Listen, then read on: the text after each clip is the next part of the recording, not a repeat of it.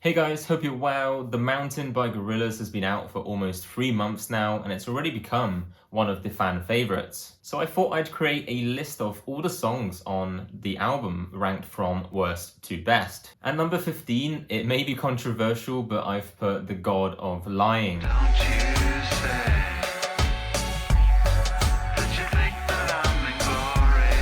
It's the song I come back to least on the album, despite it still being a decent track, but I do think the Idols feature could have been utilized a bit more creatively. I do really like the beat on this song. It does remind you of sort of old school Gorillaz, but I can't help but think it's a bit of an outlier in the track listing. At number 14 is another opinion that may surprise you, but I've put The Empty Dream Machine. An empty dream machine without you. Is this sort of more laid-back new synthwave track featuring some rap sections and an outro that goes on maybe a little bit too long. Despite its overall magical theme and excellent production, I do think the song maybe just drags on a little bit. But still, it's a great song, just again, not one that I come back to as often.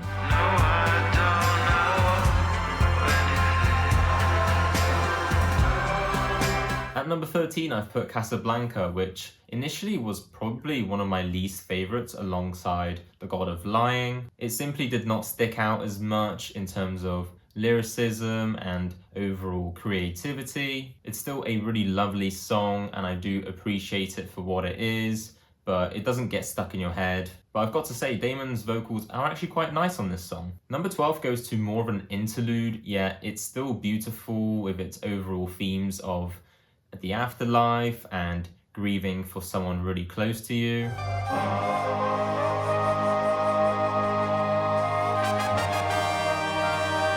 And that is The Hardest Thing, which sort of makes you feel like you're floating through space and time, through life and death. It's a really beautiful track, and it builds up to Orange County excellently with those brass instruments towards the outro. Number 11 goes to, I think, a really underrated song on this album, and it's grown on me massively. Sweet prince, don't be sad. And that is The Sweet Prince. I can't say this is one of the best songs in the album, but I do think it's magnificent. It's a song about Damon's late father, and I think that just really hits you in the feels. The lyrics are introspective. I love how sort of lo-fi yet detailed the production feels here. And I do think it should be appreciated more. I do think it's a lovely song.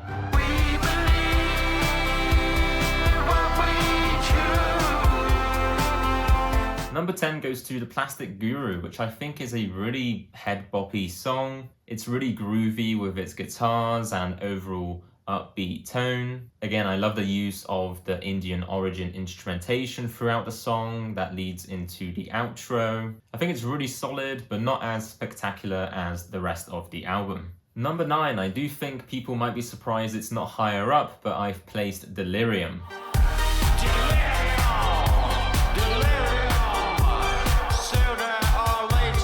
I really loved the beat drop on this, and seeing it live was pretty crazy as well. Mark E. Smith provides this sort of insane perspective into the song, sort of shouting left and right. It's meant to be chaotic and upbeat. It feels a bit like a rave. But the reason it isn't higher is because lyrically it's just not as strong as the rest of the album. It's an awesome track, but it's not the best on the album. Number 8 goes to one of the most beautiful instrumental intros that I've ever heard on any album. It actually made me shed a tear.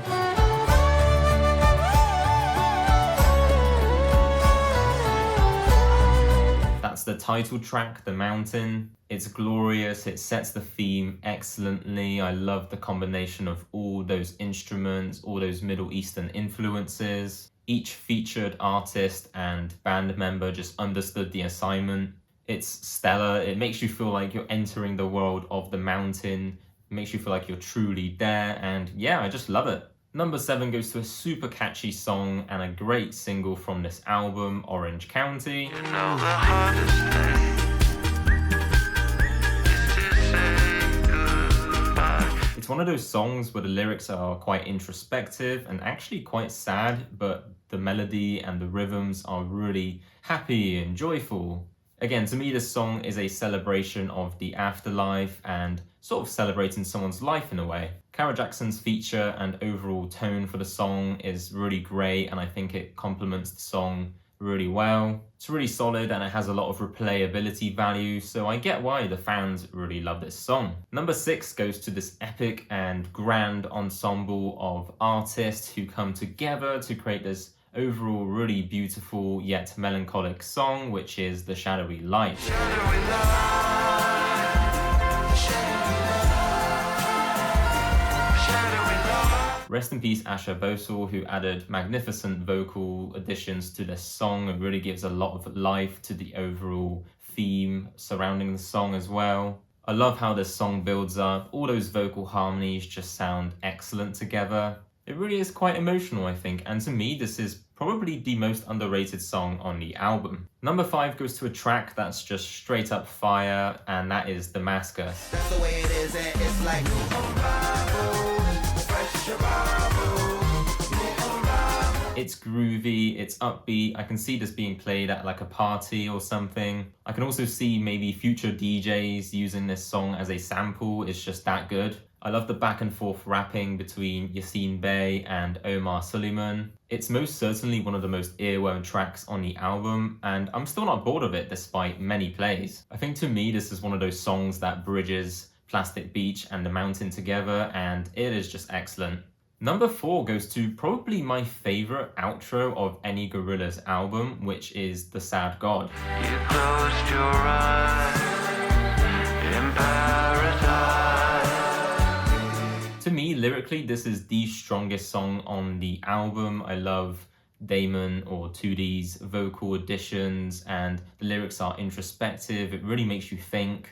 A lot of the themes are really thought-provoking here, and I do think Black 4 adds an excellent rap verse. It's a great way of summarizing The Mountain, and I especially love the outro with those instrumental build-ups. It's a fantastic and yet again very emotional song. So look into the coffin and let me grant your wish. Number 3 goes to the Happy Dictator. You can't fault it. It's a fantastic lead single. Love the Sparks feature here. I love the lyricism about this sort of dictator that aims to keep its citizens happy by preventing them from seeing bad news. I think it summarizes today's chaotic world really well, and I love the synths. I love the production on this song. It actually wasn't one of my favorites when the album came out, but soon I realized that I just keep coming back to it, and it is really addictive. It's a perfect banger of a Gorillaz track. The silver medal at number 2 goes to The Moon Cave.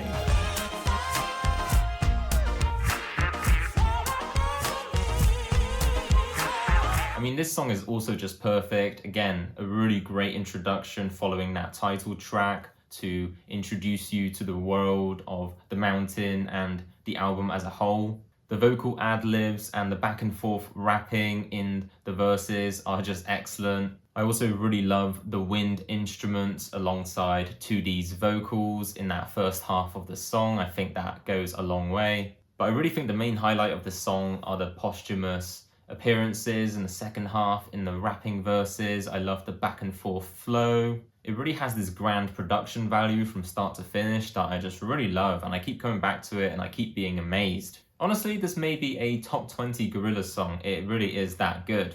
But number 1, I mean, wow, it's a song that I already have listened to over 100 times according to my Spotify. Camino hacia la luz, man. The mountain, it is high. Yeah, the mountain said, so the mountain cried.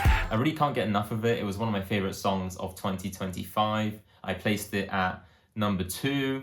But honestly, to me, this may be a top 5 Gorillaz song. I do think it's just perfect. It's outstanding in terms of its production value and bringing together diversity. You've got Truno delivering absolute fire verses in Spanish throughout the song. The production here is really quite grand. I do think it's perfect. The first half has this sort of more head boppy part with Truno and 2D. And then the second part sort of erupts into this ascension through life and death with Proof's fantastic bars as well. But then just when you think it's over, you have those grand vocal harmonies from 2D I think out of all the Gorillaz songs, this is definitely one of the most diverse. I mean, you have a Latin American rapper, a North American rapper, and also, production value from the UK, as well as instrumental combinations from the Middle East, which, again, if you morph all of this into one track, it really is